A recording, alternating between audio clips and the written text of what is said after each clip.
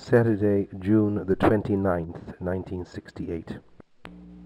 We are currently reading in synagogue from the book of Bamidbar, the fourth book of the Pentateuch.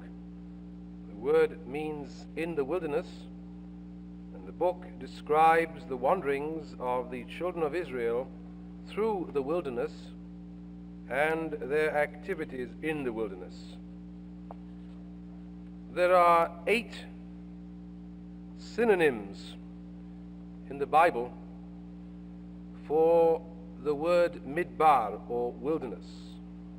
8 different terms for wilderness: Chorva, Yeshimon, Arava, Sia, Tohu, Shama, Shemama, Sharav. 8 different synonyms, always used of wilderness, and almost always referring to the wilderness of the fourth book of the Pentateuch, from which we are now reading, the wilderness of the wanderings. Now, multiplicity of synonyms in any language always speaks of the importance attached by a people to that concept, that object, that thing. The obvious comparison may be made between Latin and Hebrew, in connection with words and synonyms for war and for weapons. Hebrew has many synonyms for the concept of shalom, but is extremely poor in words and synonyms for war.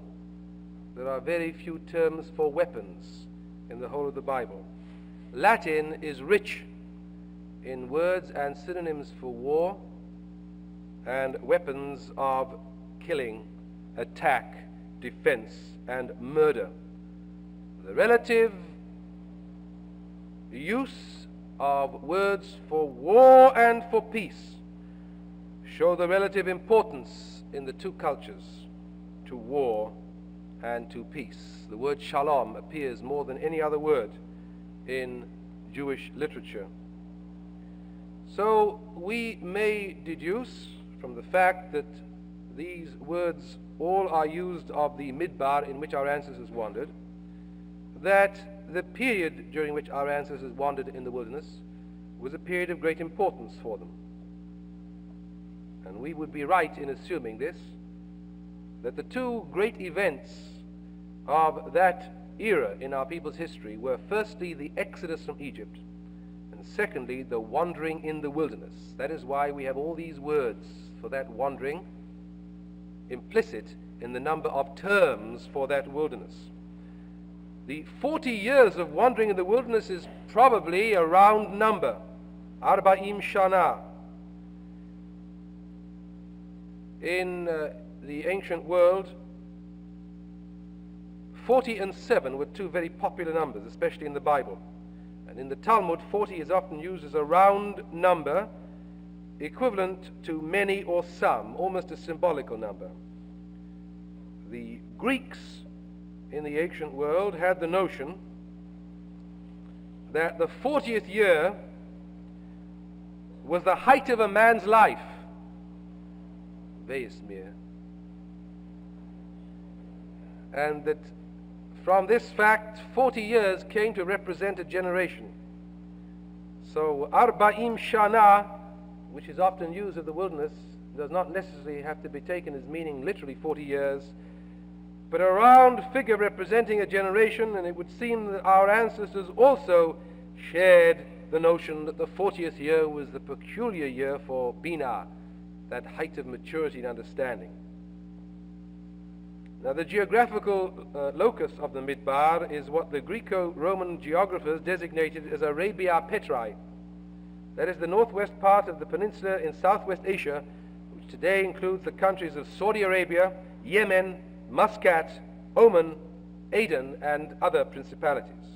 These geographers of old divided the desert into 3 parts. The northern part was known as Arabia Deserta, the southern part was known as Arabia Felix, and the northwest portion was known as Arabia Petri. And the area is 1 million square miles, and that is some real estate. Bamidbar, or the period of the wandering of our ancestors in the wilderness, cannot be compared to the Exodus from Egypt. There is no doubt that the Exodus from Egypt is the paramount event in the Bible and in Jewish liturgy, always in the Jewish home and in the synagogue. The phrase Zecher Litziat Mitzrayim occurs again and again and again in memorial of the departure from Egypt.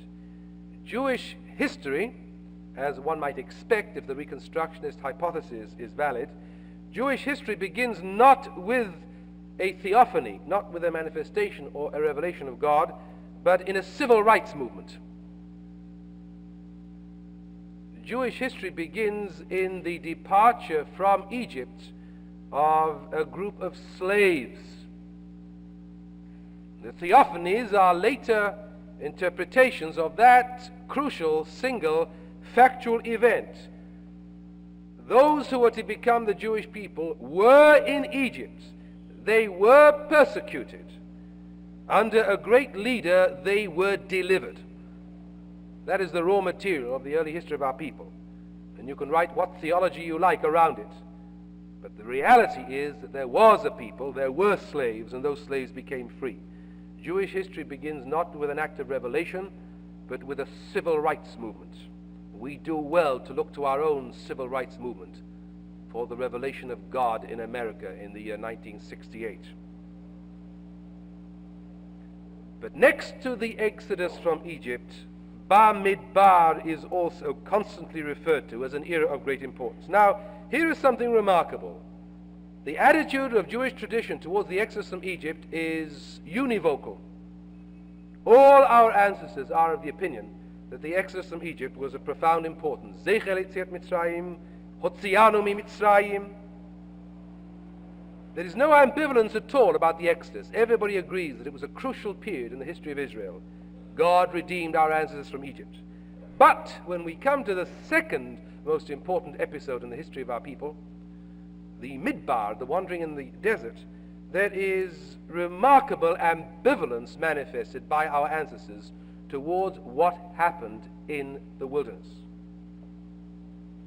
Two radically different attitudes have come down to us in the Bible and in later tradition.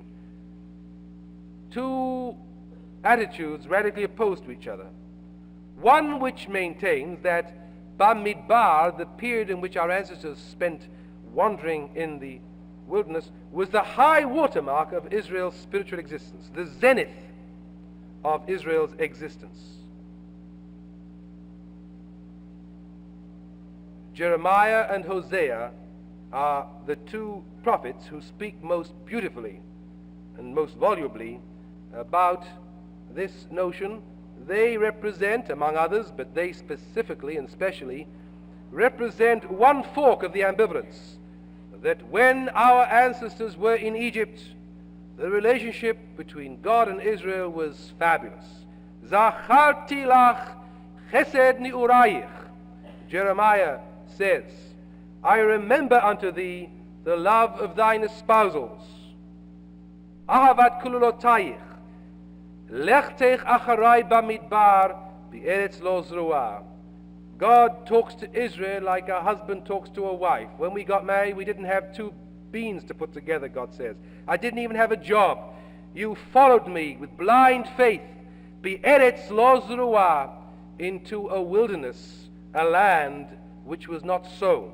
That is the ancient functional equivalent for a man getting married without a job. Because if a land was sown, it meant that you could till the soil and yield crops. But if the land was not sown, it was an impossible opposition. Lechtech acharai bamidbar. The wilderness, according to Jeremiah chapter 2, was a honeymoon period between God and Israel. Now, this tradition represented by Jeremiah and Hosea, which maintains that in the wilderness, God and Israel achieved what Abraham Maslow would call a peak experience. This tradition does not suggest that the Midbar wasn't difficult. bad plumbing, difficulty in shopping and marketing, drought, wild animals, snakes, scorpions, endless distances. Is it conceivable that a trek through a piece of land almost 1 million miles square would be easy? In the book of Deuteronomy, we have a cruel description of the terrors, fears, the dangers of the wilderness through which our ancestors wandered. Incredible distances and all the problems involved in wandering through a desert. Nevertheless, in spite of all the obstacles, all the difficulties, the hunger, the thirst, problems, traveling, nevertheless, this tradition maintains that in terms of the relationship between God and Israel, it was a high watermark. Maybe it is to be expected that in a desert, God's might is more powerfully revealed than in cultivated popular land. In our own day, the American myth of the couple who get married and then one partner in the marriage becomes famous, and this is immediately followed by a divorce. This is Hollywood halakha. It has to be. And here we have, on a kind of a human level, a reflection of what our ancestors felt about the wilderness. It seems to have been a human problem even in those days. There must have been some functional equivalent of Hollywood, even among the ancient Astarte rite worshippers.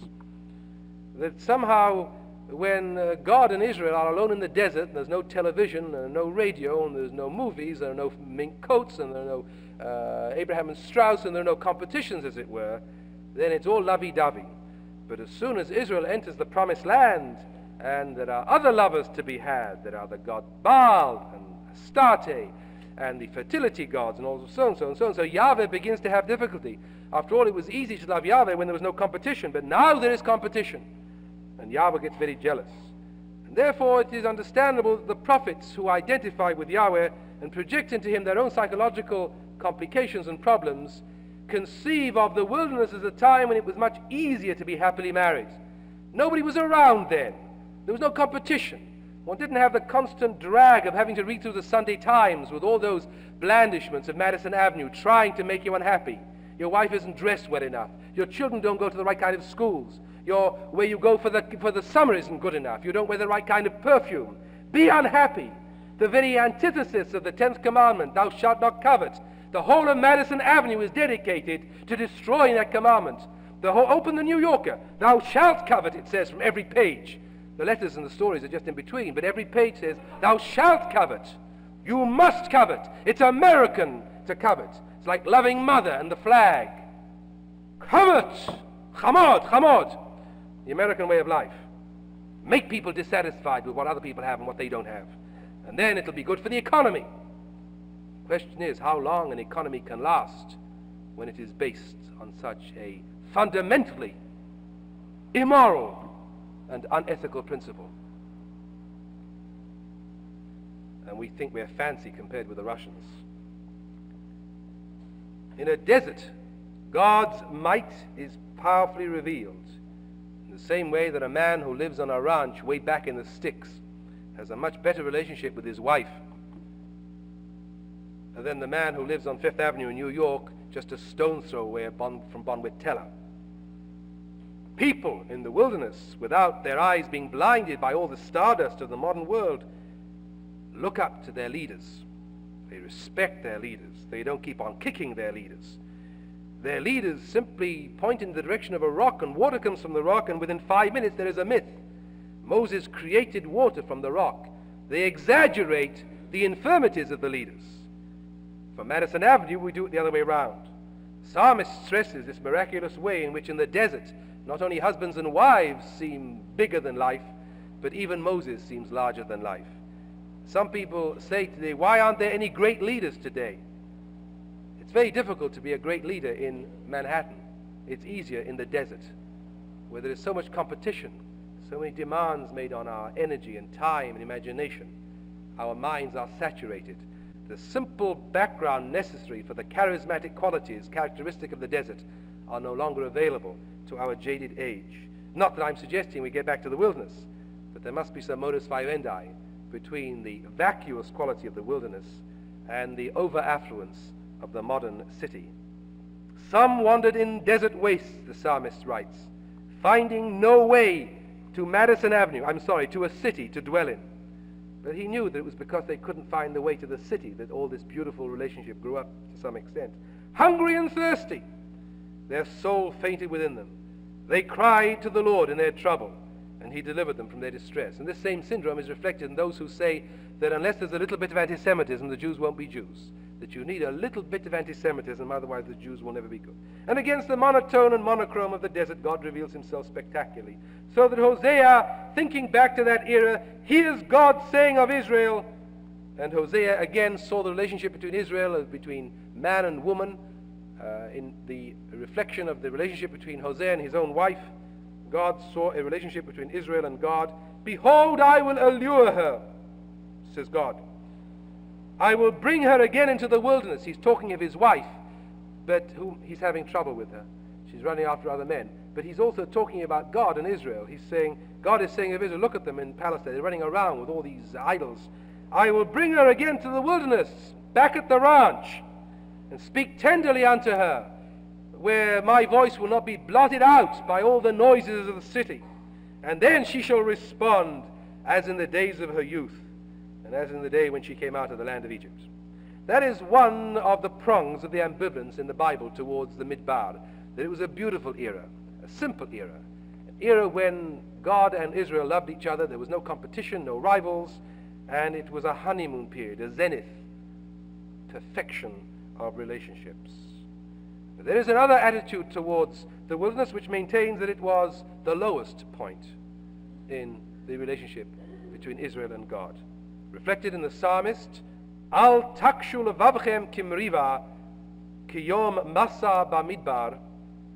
Harden not your heart, God says to the Jewish people through the psalmist, as the day of Meribah, strife, the day of Massa in the wilderness, when the people complained against God because they had no food, because they had no water, and even Moses lost his temper and hit the rock instead of talking to the rock, and because of this he was prevented from entering into the Holy Land. Arba'im shana akut bedor. For 40 years, God says through the mouth of the psalmist to the Jewish people, for 40 years you gave me a pain in the neck. Akut bedor, it's worse. It means I wanted to vomit. You made me sick, God says through the psalmist to the Jewish people. For 40 years. Va'omar am to'e levavheim. And I said, they are a perverse and a stiff-necked people.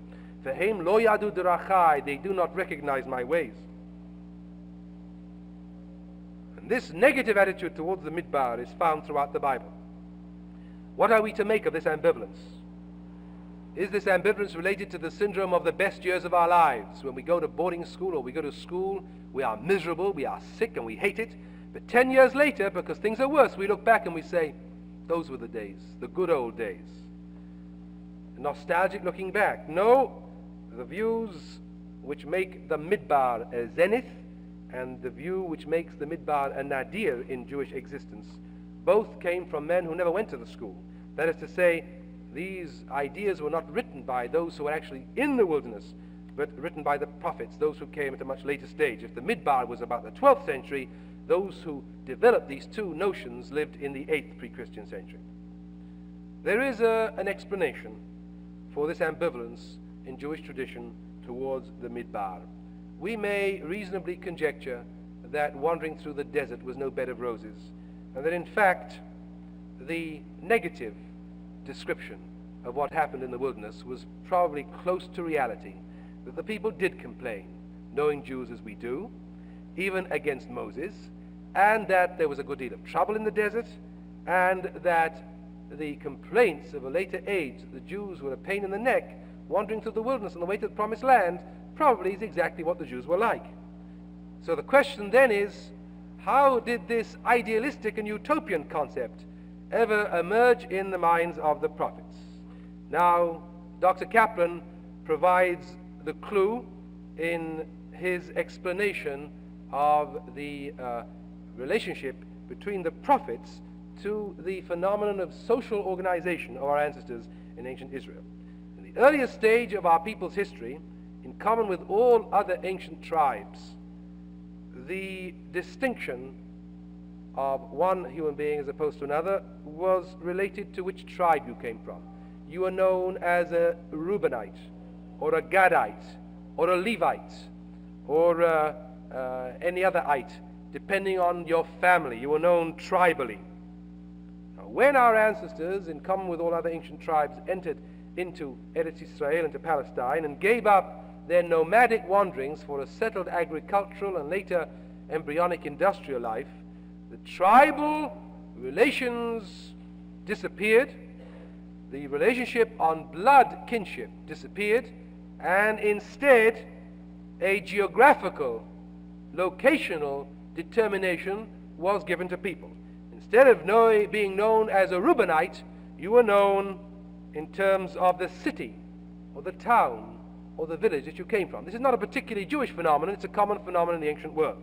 That in the earliest period, the simplest period, the period of wandering, you have a tribal identification, and later on you have a geographical identification.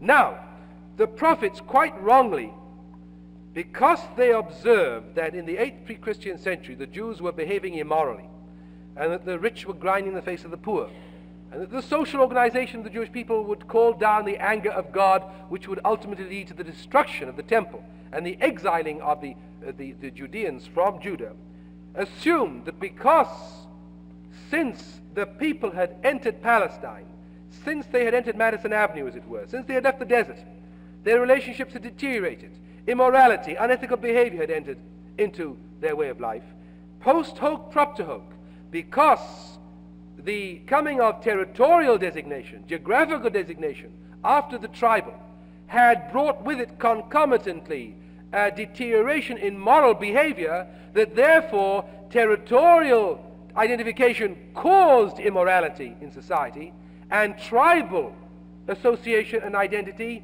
caused morality. And therefore, with a false logic, tribalism in the minds of the prophets, the good old days, became associated with the ideal. And movements arose in ancient Israel, especially the Rechabites, who tried to go back to the old ways. There are other comparable historical phenomena in other countries. You get movements which suddenly decide to go simple. They decide to revert to the past. The Rechabites went out into the wilderness. They wore the simple clothes they believed their ancestors wore. They went into the desert, away from the cities, like the later Essenes. And they believed, because of this false analogy, that somehow they would restore, by getting away from it all, finding the desert island somewhere in the Pacific, and getting away from it all, they would be able to change things. All these experiments failed. It was in the city, and only in the city, that life could find its solutions. And as it was then, so it is going to be today. The solution to life in America today is not going to come from Scarsdale. It is going to have to come from the west side of Manhattan and the parts of this country where life is being faced in its reality, not where people are pretending they are living with reality, but run away to hide at nighttime. Now, in the book of Bamidbar, we have, that was just an extra aside thrown in, and there's no extra charge. In the book of Bamidbar, both of these attitudes are fused. We have the up and the down. The down, of course, is dominant. We have the story of the spies, which was a Harpun Ashand. We have the rebellion of Korach, which was a Harpun Ashand. We have Massa and Meribah, where even Moses loses his temper and strikes the rock. All this is rock bottom, as it were, the negative dimension of Midbar. But we also have reflected in the book that we are now reading, Bamidbar, the zenith, the high watermark relationship. We have, throughout the negative descriptions, the ideal, geometrically flawless marching tribes of Israel, obedient to the will of God, God marching in front of the tribes, the sanctuary in the center. And of course, we are not to read this geometrical, precise description of the wanderings of our ancestors through the wilderness literally. What the authors of Bamidbar are trying to say has considerable relevance for us also. The realities of life, often sordid, can only be coped with if men strive at the same time as living in sordidness towards ideals. And the ideal for the Jewish people, then as now as then, must be the ideal of a social structure led by God with a sanctuary at its heart. Reconstructionism is often accused of being sociological, as if that were a dirty word, because it talks of the people as the locus and the matrix of Jewish religious experience.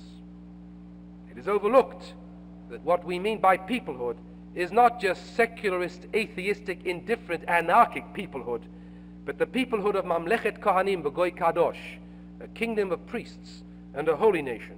We are not an evolving civilization. We are an evolving religious civilization. And there is a radical difference. In many respects, modern Jewish life could be described as Dor HaMidbar, a generation of the wilderness. There is a good deal which could be said about modern Jewish life which relates to the negative dimensions which our ancestors saw in the wilderness. If only we can work for Jewish survival with some vision of what a reconstituted, reconstructed, and rejuvenated Jewish people might look like, we could cope with all our problems. There is no shortage of prophets of doom. There is no shortage of men who tell us that life is sordid and mean, that commitment and involvement is useless and a waste of time, that self-interest is all, and that a leap into the irrational and the illogical will, if not save us, at least make our unredeemed condition tolerable. We know all about the spies and their lack of faith. We know all about the faint-heartedness of the people, the jealousies and the envies and the rivalries of Korach, and even of the irascibility and proneness to anger of Moses, who, when God commands him to speak to a rock, loses his temper and instead strikes it. What we need is not only an awareness of the negative side of Midbar and the negative side of life. We are all painfully aware of this. Nor do we need an opposition of a blind, Pollyannish utopianism, but rather a healthy blend of both, reflected by the book of Bamidbar. What we need is a vision of greatness in the real, an ideal of nobility in practicality, an aspiration of utopia with life as it is. We have plenty prophets of doom. We need prophets of vision, prophets who can dream, priests of the possible, ministers of the potential, teachers of the ought, not only describers of the is. When men are told of what might be done, they may never do it, but in their strivings toward it, they will always move far beyond where they remain when they are told merely of what can be done. You always have to tell people to do more than they can do, not simply what they can do, if one wishes to get them to move any distance beyond the point they are in. And this is the meaning for our own day of the two wildernesses. The wilderness which was and is the sordid reality, and the one which ought to be, which we must constantly keep in mind and constantly talk about if we are not to be doomed to remain where we are. The fusion of these two concepts and ideas in Bamidbar shows us the path of utopian realism, which Jewish tradition, as in present-day Jewish reality, asks us to walk. Amen.